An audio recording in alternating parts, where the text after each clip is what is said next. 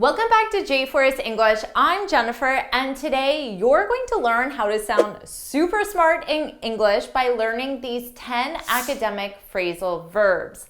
You can use these phrasal verbs in more academic purposes, business purposes, or even everyday purposes. And at the end, I'm going to quiz you to make sure you really understand these phrasal verbs. Let's get started. To put forth. This is used when you present or propose an idea, argument, or theory for consideration. For example, the scholar put forth an intriguing hypothesis regarding cultural evolution. In this case, when you say she put forth this hypothesis, it means she presented it, she proposed it, and it suggests there's going to be consideration. Is this a good hypothesis? Is this a bad hypothesis? And why? So they'll discuss it and decide. Let's talk about the verb conjugation of the verb to put forth. So the phrasal verb is to put forth, but with phrasal verbs, you only conjugate the verb. Here, the verb is put. The base form is put. The past simple is yesterday she put forth a hypothesis. And the past participle is put. She's already put forth. She has put forth. So notice those three conjugations are put. It's the time reference or the context of the sentence that will make it obvious if it is the base verb, the past simple, or the present perfect. To bring about. This is used to say that something causes or initiates a change, a result, or an outcome. For example, this study aims to bring about a shift in public perception of environmental issues. So in this case, they want to bring about a shift in public perception.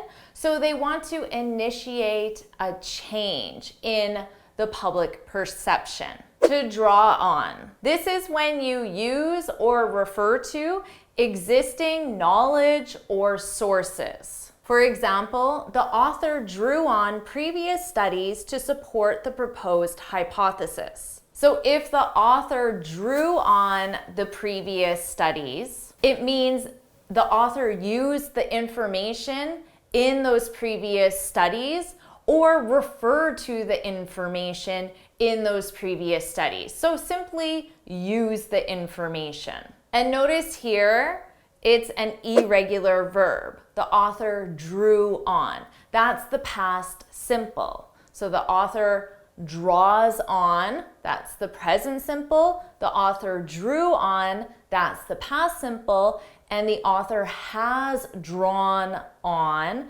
that's the present perfect. So draw, drew, drawn.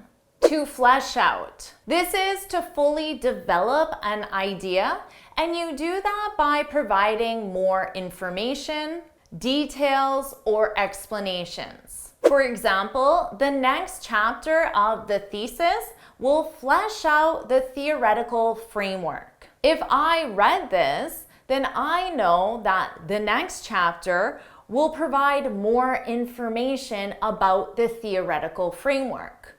I'll know that right now, I don't really know what the theoretical framework is, but that's okay because the next chapter will flesh it out.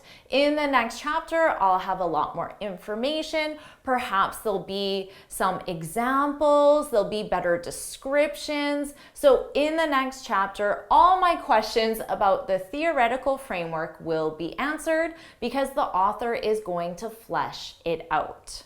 To bear on. This means to be relevant or applicable to a situation or an argument. For example, these findings bear on the ongoing debate on educational policies. So if these findings bear on the ongoing debate, it means that the findings are relevant to the ongoing debate or that you can apply these findings to the ongoing debate. So basically, they're useful. It's useful information to have, to bear on. This is also an irregular verb. So the base verb is bear. The past simple is bore. The findings bore on the ongoing debate. And the past participle is borne. The findings have borne on the ongoing debate. To back up, this is when you provide evidence, support, or validation for a claim or argument. For example, the statistical data backs up the researchers' assertions about demographic trends. So here, if the data backs up the researchers' assertions, it means the data supports what the researcher said or thought.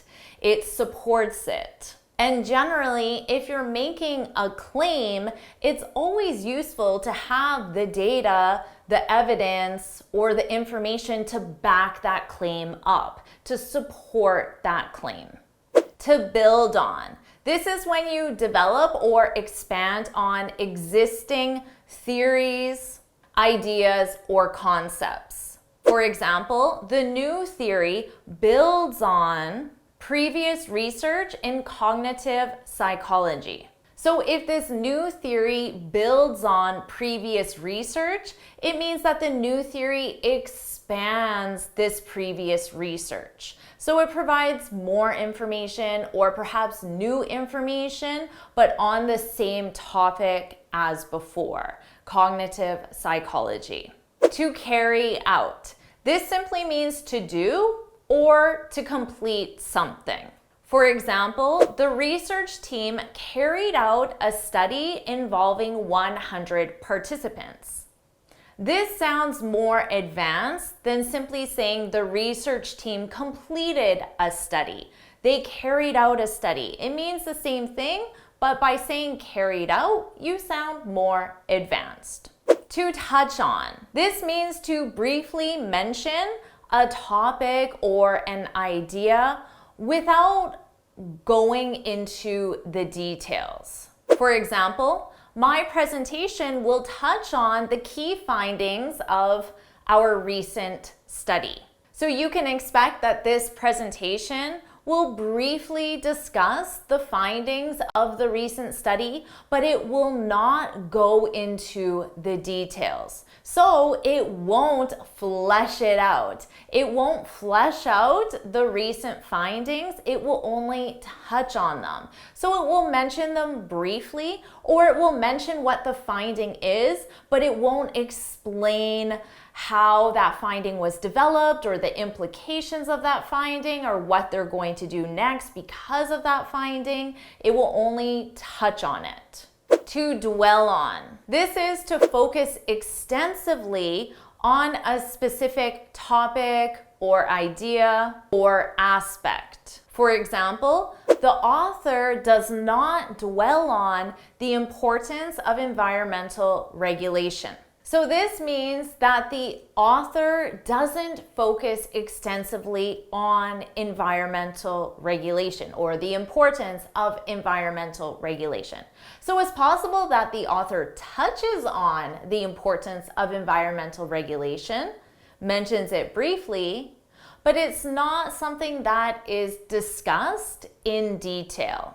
Now you have 10 academic phrasal verbs that will help you sound very advanced, very fluent when you're communicating in an academic environment or a business environment or even in an everyday social environment. So how about we quiz you to see how well you know these phrasal verbs?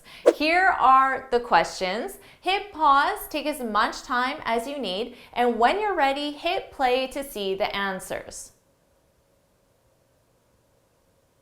So, how did you do with that quiz? Well, let's find out. Here are the answers. Hit pause, compare your answers to mine, and when you're ready, hit play. So how did you do on that quiz? Make sure you share your score in the comments and leave an example sentence with your favorite phrasal verb. And you can get this free speaking guide where I share 6 tips on how to speak English fluently and confidently. You can click here to download it or look for the link in the description. And why don't you get started with your next lesson right now?